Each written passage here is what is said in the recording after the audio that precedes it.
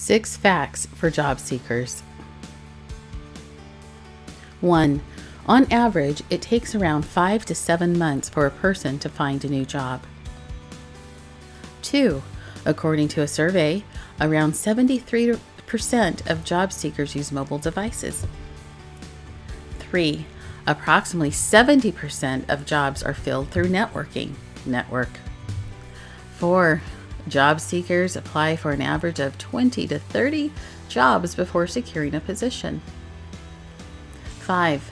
Studies have shown that 90% of resumes are never seen by a human. They're filtered by an application tracking system. Yes, they are. 6. January and February tend to be the most active months for job searches and hiring. All right, you want more? Stay informed, subscribe, share. Thank you. Good luck.